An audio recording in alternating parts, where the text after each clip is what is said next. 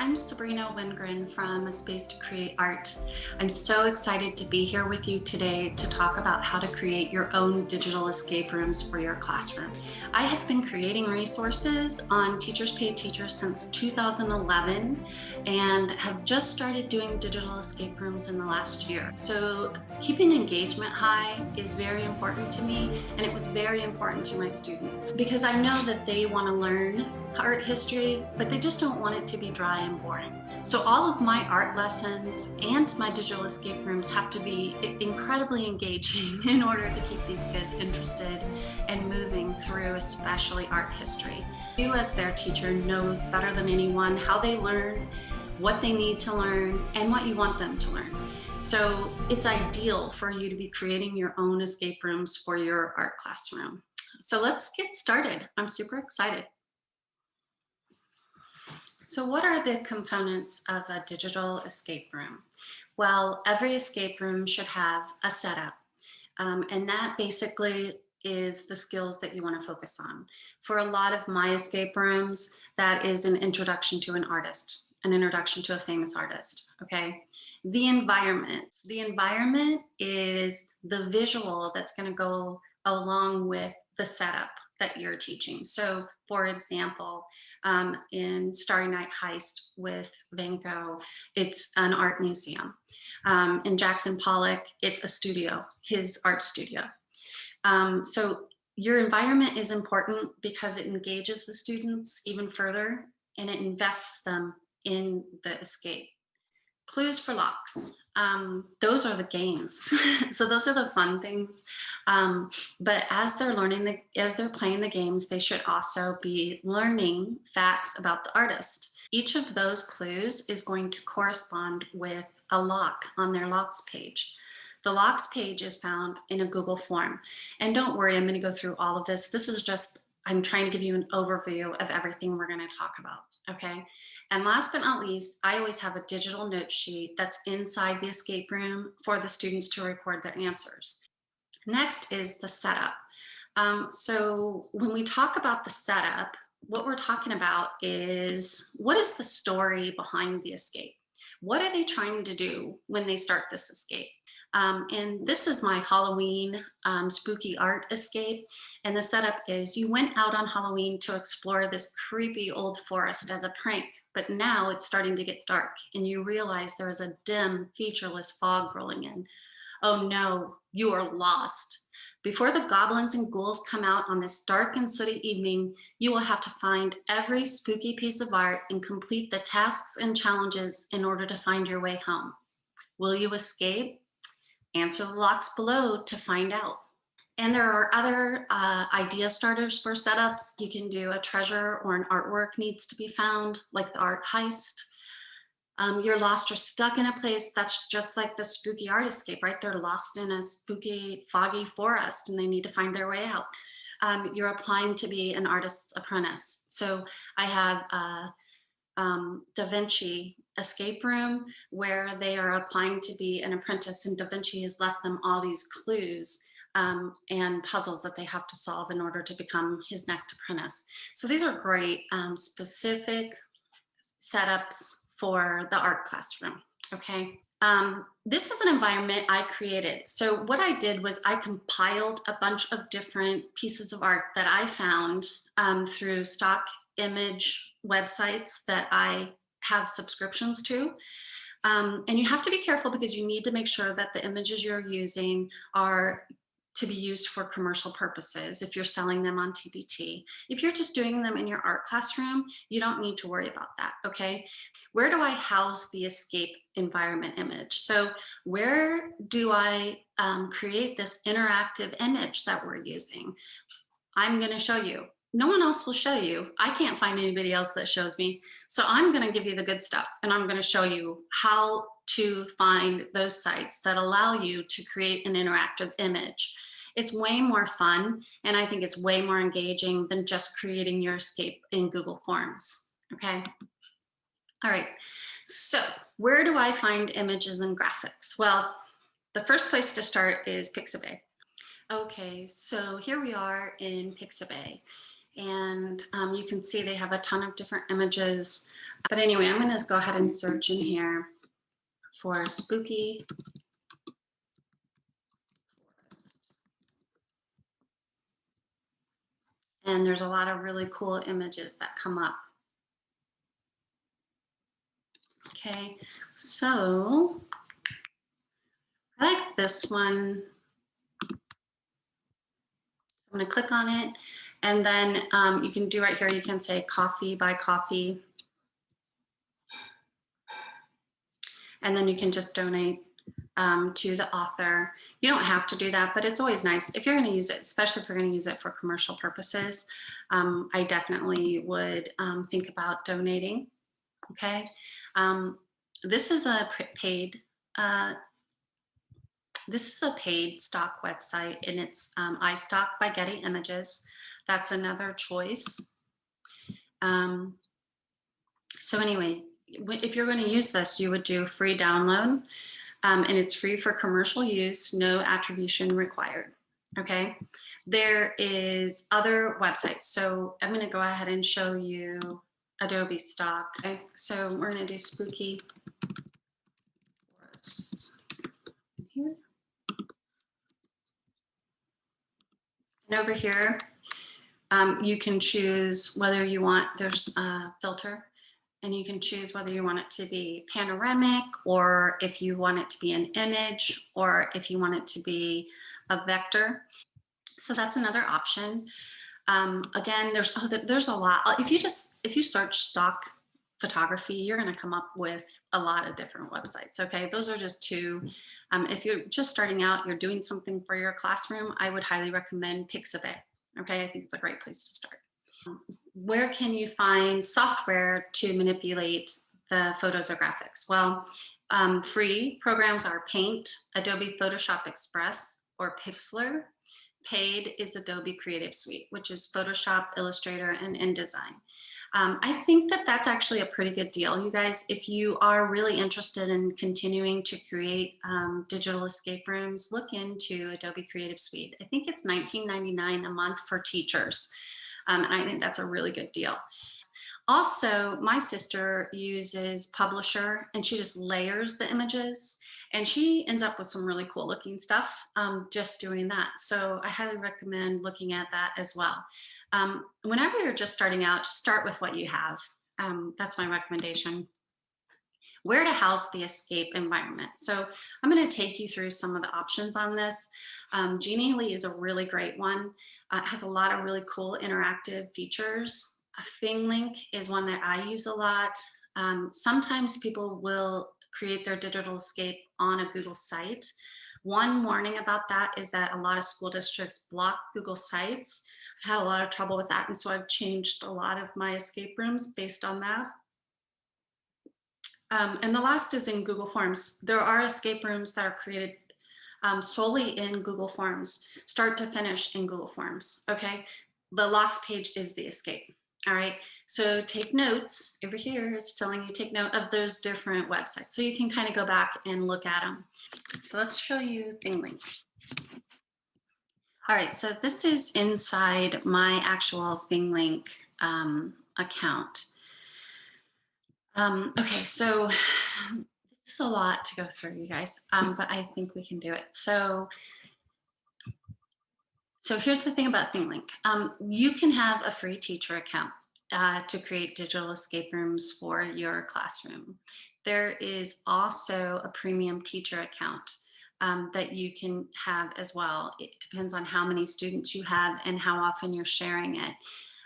If you want to use these escapes for commercial purposes, however, it's more like a school subscription. That's more like the price range. You need to contact ThingLink and have a conversation with them about how much they're going to charge you.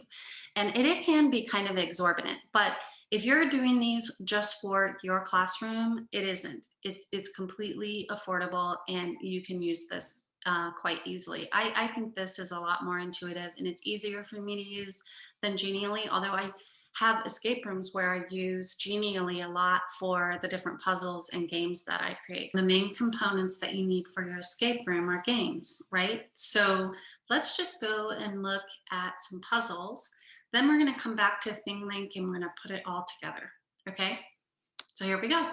And clues are puzzles or games students will solve in order to get the answer to open the lock and continue in the game. Here, you want to take note. This is some of the best places to find interactive puzzles and games that you can include in your digital escape room. One of my favorites is Wordwall. You can also use EdPuzzle, and that allows you to edit videos from YouTube, and you can put in questions for the kids to answer, and it also will have it so that they can't skip through the video, and then you can have a clue at the very end of the video after they've answered the questions and watched the whole video. They get their clue. Jigsaw Planet. The one thing about Jigsaw Planet, I think, is like there's an age requirement. I think they have to be 13 and above to play it. For most of middle school and high school, that's going to be fine. And then Genially is a great way to create some games.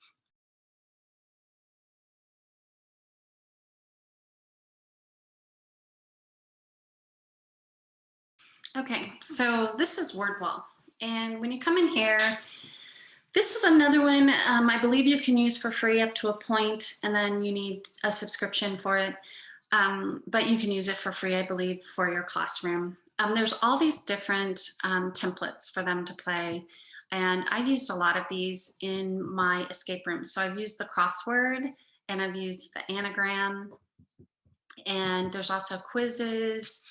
The trick is figuring out how to make it work as an answer to the clue in the escape room. So let's say we're going to do an anagram. Okay, so this will be clue number 1, and what we're going to do is we're going to put in names of paintings and then add a photo of the painting. And then you come over and you say upload, and you upload it from wherever you want, but I'm going to upload it from my computer.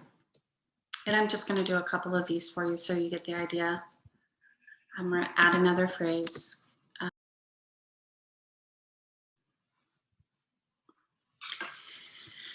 And then it says drag the letters into their correct positions to unscramble the word or phrase.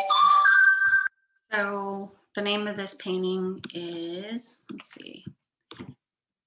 The cool thing about this is that it changes to colors when you get the letters right, which actually really helps the kids to get the names of the paintings correct.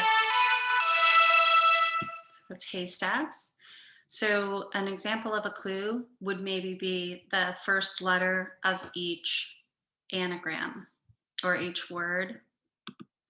So the first would be H, then B, O, P, and then W and L. And that would be the answer to the lock. They have a lot of these. You just kind of have to go in and play, and you can also click show answers if you want. You can change that in the settings down here at the bottom. You can choose to show answers or not to show answers. You can also change the way that the theme looks, which is kind of fun. So that's Wordwall. Okay, so the other one we talked about is EdPuzzle. What you do is when you're in YouTube, you click right here down at the bottom to edit with EdPuzzle, okay? And then once you're in EdPuzzle, you can create questions, you can add notes, and you can also make it so that they cannot skip along in the video. They have to watch the whole video and answer the questions before they get the clue. So what I do is I'll usually do like 3 questions throughout the video, and the way you do that is I'm just going to skip. That if he would actually enroll in a formal art institute, that he would buy his way out of the service. The academy was teaching art in a tradition that dated back. Okay, so I'm going to add a question, and I'm going to say the name of the school where Monet studied art. And what you do is over here, you need to make sure that you either put an X or a check mark. So I'm going to put over here, I'm going to put the new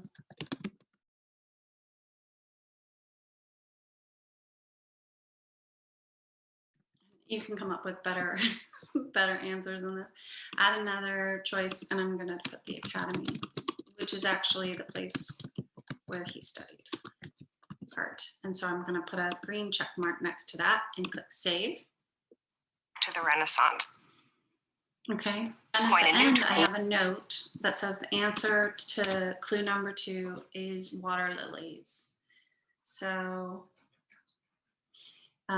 you can go through, so everybody works a little differently, and that's what I tell my students, but a lot of times I'll go through, create the puzzles, come up with the answers, and then create the Google form. Other teachers will have the entire thing planned out, start to finish, before they even begin doing the puzzles. And that is a personal choice, and it does not matter. It doesn't matter one way or another, which way you choose to do it, okay? And then I'm just going to say continue. Oval-shaped room, and then so that as a viewer would walk into. When you're ready to share, you're going to say finish. And you're going to say assign. You want to make sure that it shows, I'm going to go back for a minute. Finish. You can make sure it shows public right here. You want it to stay public, okay? And then you're going to say assign, prevent skipping.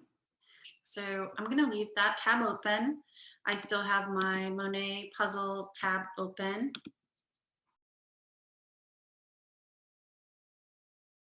So now let me show you Jigsaw Planet. So when you're ready, you say create, and then you choose a file, give it a name, and you can choose how easy, what kind of shapes you want. And then you're gonna put it in an album. You don't have to, but then you're gonna get a link to use in your escape room. So what I like to do is I create the puzzle in Photoshop, the image that has the answer to the clue on the image. So I'm gonna go ahead and come into Photoshop really quick and give you a super quick Photoshop tutorial. Okay, so here we are in Photoshop. Gonna do a quick tutorial, just how to make a puzzle that has the clue on it. So I opened a painting by Claude Monet, and then you'll notice over here there's a T. This is gonna bring up your type tool, and we're just gonna do regular type. Click here anywhere on your image. And then if you come over here, you'll see a character menu. If this isn't here when you come in, you're just going to come up here to window, and it'll come up. Okay, so I'm going to come over here and I'm going to select advertising script, and I'm going to make it larger than that. So let's go. Okay, and we're just going to say the answer to the third clue is wheat stacks. And then I want to make it a different color. So I'm coming down here. This is the different colors. So the top color is what's showing, and I want to make it white. So I'm just going to say this little arrow will switch it, and that should have changed it to white.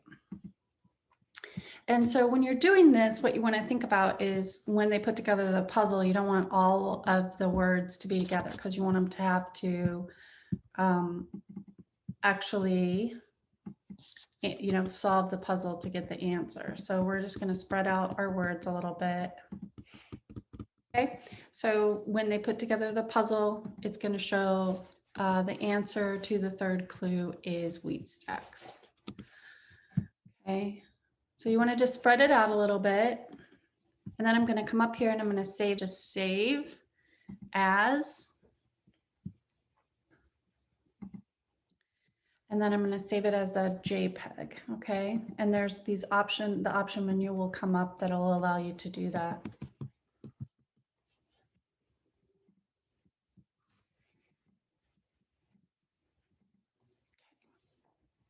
Okay, so that's saved. So that was your little Photoshop tutorial. And I'm gonna say create a puzzle and choose my image that we just created in Photoshop. And again, you can create that in a lot of different programs. So don't stress if that was too fast for you. And you can choose how many pieces. I'm gonna keep it at 35. I'm gonna keep this shape that way. And then I'm gonna say create.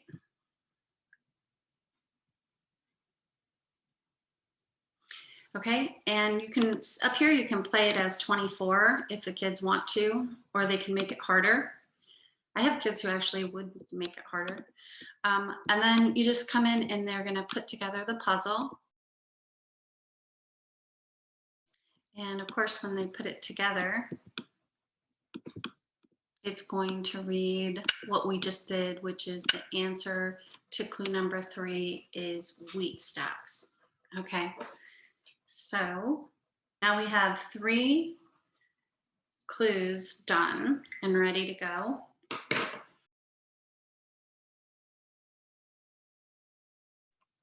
You can create interactive images in Genially. I think that ThingLink is a lot smoother and easier to use, but you can also create fun games in Genially to use within ThingLink, okay? So for example, let us do a game. And let's do a quiz. And we'll use this one, quiz doors quiz. And so you click on it and then you say, use this template to edit the quiz. And then here you can go in and you can ask questions, and it's a multiple choice, and it creates an interactive multiple choice quiz for the students. Okay, so you can name it anything you want. I'm gonna say, and you want to have a wrong answer and a correct answer. So we've already talked about this, but we're going to say Monet's birth.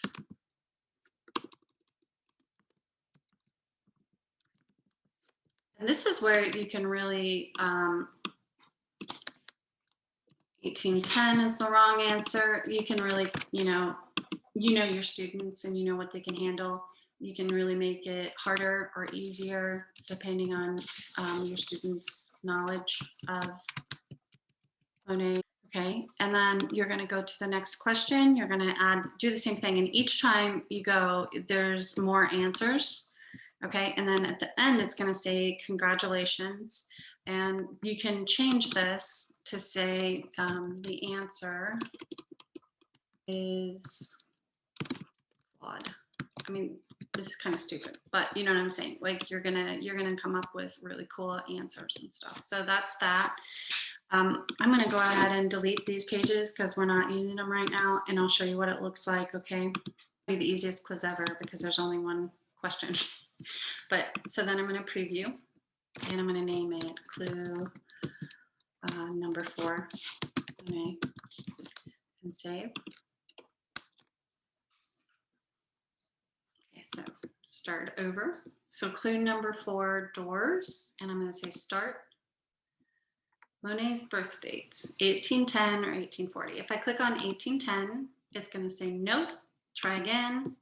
I click on 1840, it's going to give me the final thing, which is the answer to clue number 4 is Claude.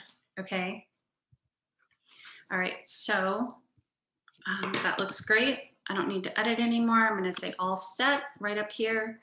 And then I'm going to keep it private because we're putting it in our escape room. I'm not protecting it with a password. I'm going to say all set, and then I'm going to say share. The entire escape is centered around a Google form that functions as the locks for the escape. Each clue needs to be solved in order for students to go to the next lock and finally escape. The way that you create a locks page is through Google Forms. So what I'm going to do is I'm going to come into my Google Drive and then click on Google Forms and say blank form. Once you create one, you can use it as a template. The way that you're going to do it so that only one lock comes up at a time is you're going to go ahead and delete this question down here. Sorry, so delete it. Okay, and then I'm going to go ahead and put in test escape. What I like to do is I like to customize the theme. And so if you come up here to this little palette and click on it, you can choose your image. And I like to choose my environment image that we created. And then what that is going to do is it's going to create some color palettes based on your image. So this looks good. You can crop it right here in any way that you want. You can make it smaller. That looks pretty good. And so I'm going to say done. And then it's going to show up at the top and it's going to ask you what theme color you want. Okay. And I'm going to choose this color of green. You can change the background color. And so after you do that, what you're going to do is close this window. And how you do this is you create different sections. Okay, so I'm going to add a section. And right here, you always want to say continue to next section. And then this is going to be the first lock. So lock number 1. Then I'm going to come in and I'm going to say add question. And the question is, the first lock is the anagram clue.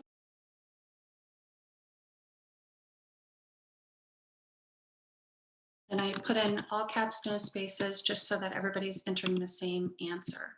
Okay, you always want to have this as required. When you're putting in a letter code, like we're going to be doing, you want to use short answer text. And then you click over here to say response validation. And then you go in and you change this to text and then contains. And you're going to enter the answer, which is actually H for haystacks, BOP for bridge over pond, and WL for water lilies. Now here you can add a hint. I'm just going to say hint 6 letters, just in case they only use the first letter from each painting instead of from each word. Okay, so we've got that one ready to go. Now, if you look at this section, I'm going to go ahead and say duplicate section. But underneath here, it says continue to next section. That's what you want to have on there so that they only come up one at a time. You can do it the other way so that they come up all at one time, but I like having the locks appear as they answer the questions. So clue number 2 was the EdPuzzle video that we did.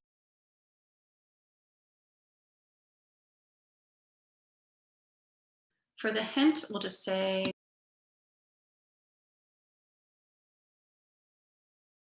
in case they didn't get to the last note, okay? So that's good. And so what we're gonna do is come back up here and we're gonna say duplicate section again. This is gonna become lock number 3. The cool thing is once you build this, you have it and you can just use it as a template. So lock number 3 is the puzzle.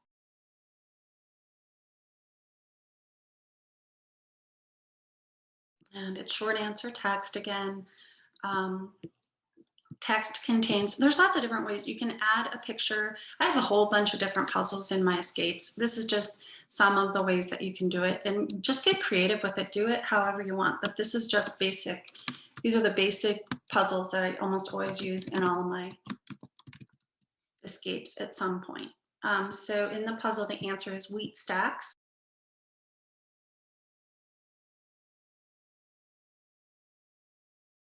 So the last clue that we have in this one is the quiz, the doors quiz. Okay, so there's our locks page. Now what you do is, I'm going to come up here to this little settings tab. This is important. And then you're going to come to presentation and you're going to give them a confirmation letter. So message. So you're going to say, congratulations. Obviously, everybody needs to be congratulated after finishing their escape. So I'm just going to put in your completion phrase is impressionism. And so that's what they're going to get when they answer the last question. All right, so now here's our form. So the last thing you want to do is you're going to share. So what you're going to do is you're going to come over here and you're going to say send.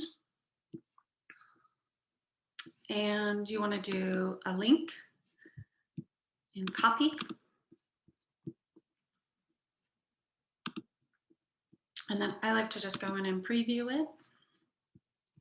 Looks good. Okay. So now what we want to do is we want to put it all together. So this is actually the fun part. Okay, so now it's time to put it all together. So I'm in ThingLink, and we're going to create an interactive image that is the environment from which all of the kids are going to play the escape. So what I'm going to do is I'm going to come up here and click create and then upload image. And then I'm going to find my background image. I'm using an image that I have on my TPT store for a Claude Monet experience. But we're going to create a brand new escape using all of the puzzles that we just created. So the first thing I'm going to do is I'm going to add a tag. So if you look over here, this is how you create the interactivity. There's an add tag button, settings, and then done just lets it know that you're done editing. So I'm going to click on add tag. Now over here on the left, there's all these different ways to create a tag. You can add text and media, and I'll show you what that looks like. You can add a text label, and I will show you that in a few minutes.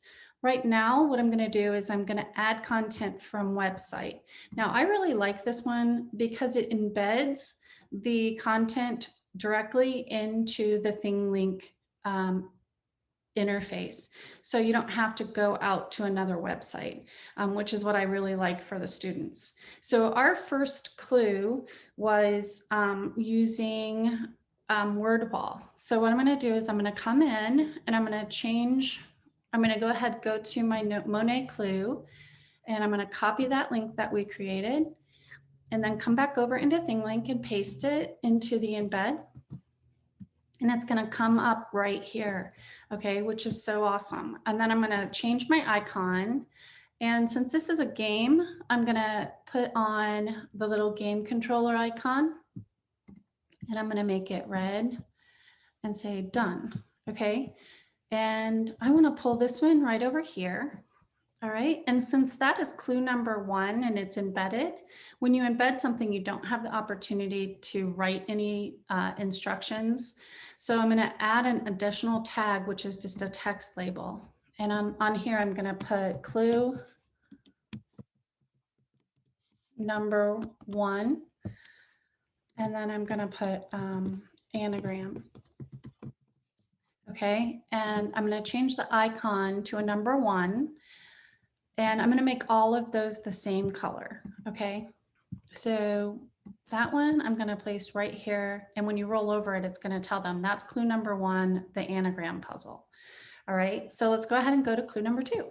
So the clue number 2 is the EdPuzzle that we created. And I'm going to put that one, let's put it right here.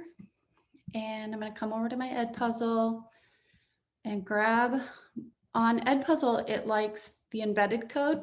So you want to click on large size and then copy, come back over to ThingLink. And then I'm going to do another embedded. Like I said, I think it's great for the students to be able to just have all of the content inside the escape. And since this is a video, I'm going to put on a video icon. Okay, and so that one's right there. I also want to do the clue. So I'm going to add another tag and say text label. And I'm just going to change the icon to number 2. And then I'm going to put clue number 2. The next one we did was the puzzle. So we're going to add tag. And for Jigsaw Planet, sometimes it doesn't like to be embedded. So what I'm going to do is I'm going to add text and media. Okay. And so on this one, I'm going to say clue number 3.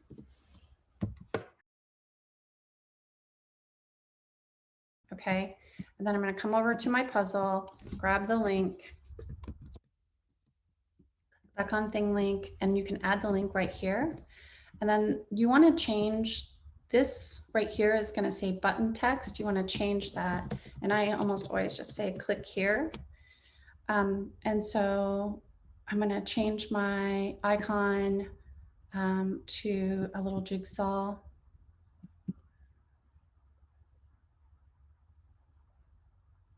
You can add these custom icons. So I'm just going to use one of those and say a little puzzle piece. Now, when they click on that, it's going to say clue number 3. But if you'd like, you can still add another text label just to keep it consistent so the kids don't get confused.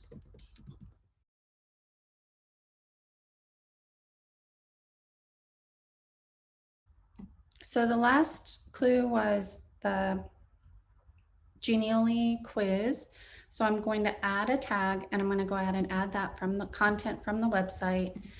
And then when I click over here on share, it is going to give me an exclusive page link, and I'm going to copy that, come back over, paste it in there, and it's going to come up. I think Genially works seamlessly with ThingLink on these clues and fun games. So I'm going to change the icon to a question mark since it's a quiz. Say done. And then I'll add another tag, just a text label here that says clue number 4.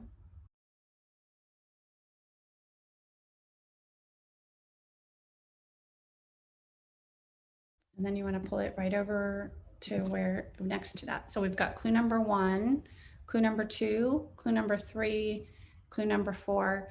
And the last thing we need to add is our locks page. So I'm going to go ahead and say add tag and come over to my test escape and grab my link. And then I'm going to add text and media on this one so that I can add a description and a title. And I'm going to put in the icon as a lock icon. And then I'm just going to say locks page. And then give them a little bit of instruction in here. This is a great way to avoid using a Google site for instruction, really. The main thing they need to know when they're playing the escape is that you need to keep this page open, the locks page open.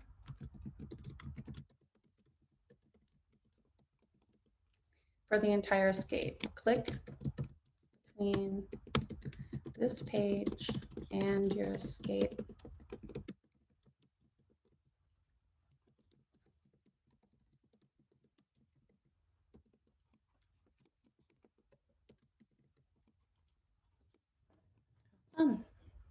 Okay, now you can also add on here any other instructions that you want, like make sure that once you finish the escape to provide me with the completion code, or you can say make sure that you fill out a note sheet and turn that in to me. I gotta add my link in here and then click here and then say done. Okay, and then you can also over here add in, you can say hide logo. The animation is super cool because it kind of blinks on all of the icons. So I almost always leave that on. You can also upload audio here, which is an opportunity to put music in the background.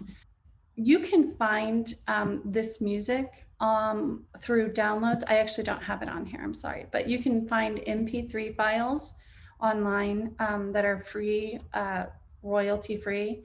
And if you're just using them in your classroom, you can totally use that audio to create music in the background and just add to the whole experience. So I'm going to say done.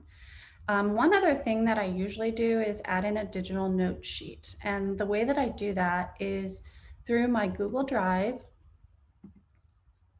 I create a slideshow, okay? And so what I'll do is I'll create an image, and I'll show you what that looks like really quick. I'm not going to create one for this, but I'll show you what it looks like.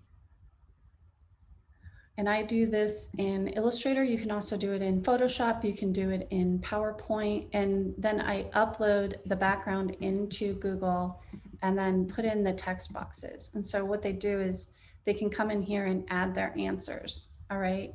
The way that you do the background is you click on the background and then you click here on background and then you choose your background image. A great way to know exactly how big this is just take a screenshot of it and use that as a guide for the measurements. You can also just find out over here on the left what size your page is. Over here, page setup, it's going to tell you widescreen 16:9, so that'll give you the proportions. You can also create a custom size right here. Okay, so I'm going to go ahead and I'm going to put this in my escape just so that you want to make it anyone on the internet with this link can edit. And then I'm going to bring it into my thing link just to show you how to do that and add it right next to this. And I'm going to say text and media, and I'm going to say digital notes.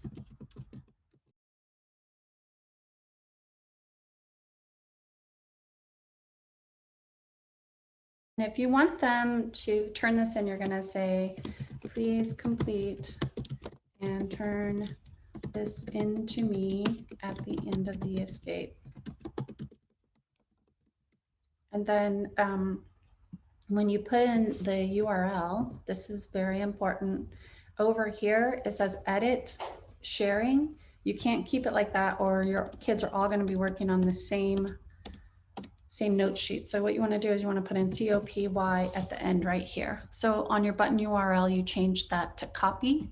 And then I'm just going to click here and then say done.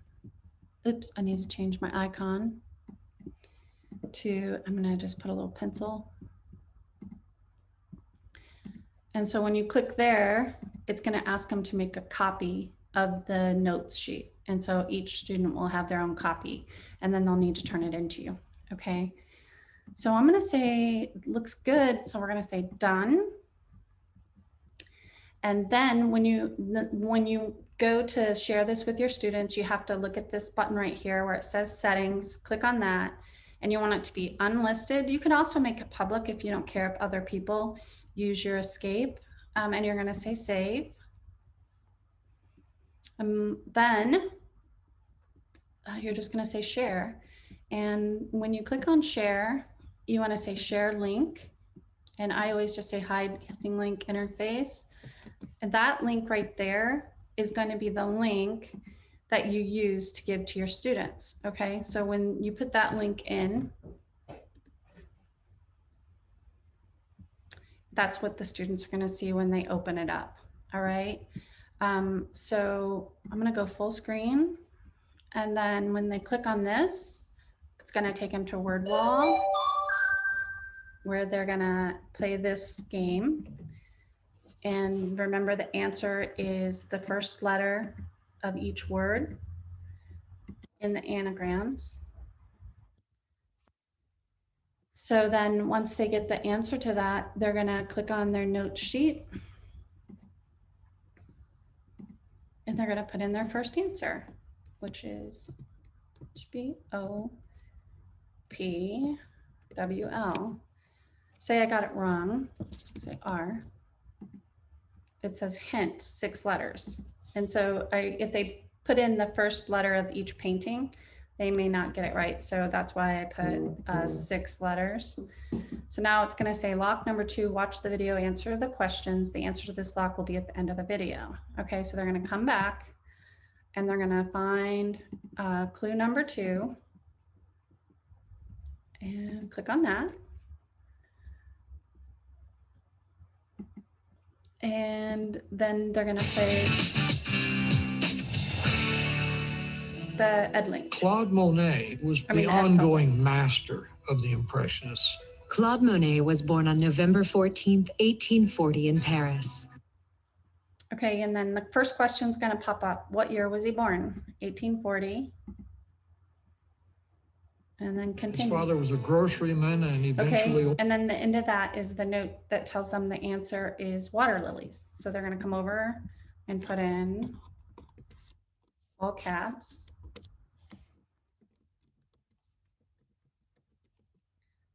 Next. Okay, and then clue number 3. So you get the idea. That's pretty much it. That's how you put together an escape room using ThingLink. And I hope you enjoyed this, and I hope that you guys create awesome escape rooms. Please, please, please share some with me. I'd love to see what you create. Thank you. Bye-bye. Well, it's been fun. Thank you so much for tuning in and watching how to create your own digital escape room. I'm so excited for you to go and start to create your own digital escape. And if you have any questions at all, please feel free to reach out. My email is going to be coming up at the bottom of the screen right there, and I'd be more than happy to help. This is Sabrina from A Space to Create Art. Have fun creating.